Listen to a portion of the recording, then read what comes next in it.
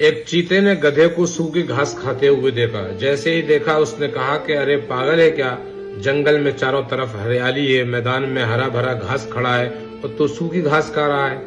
तो गधे ने कहा कि वो सब तो ठीक है, लेकिन घास हरी नहीं होती, घास तो नीली होती है।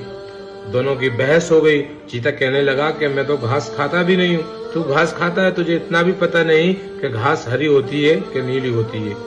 दोनों की बहस बहुत बढ़ गई, लड़ने लगे, यहाँ तक कि दोनों ने ये तय किया कि चलो इसका फैसला करवाते हैं जंगल के बादशाह से। और वो दोनों शेर के पास पहुंचे। जंगल के बादशाह का दरबार लगा हुआ था। तो वहाँ गधे ने शिकायत की कि मैं इस चीते से कह रहा हूँ कि घास नीली होती है और ये बार बार जबरदस्ती कर रहा है और कह रहा है कि घास तो हरी होती है।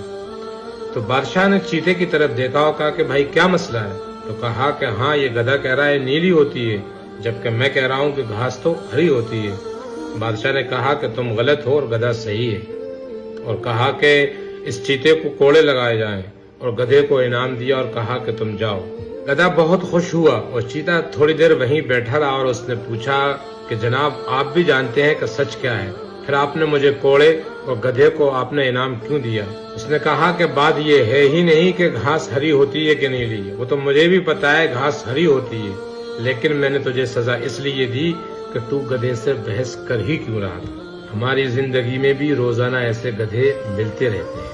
अगर ये बात आपको समझ में आ गई हो तो इसको शेयर जरूर करिएगा।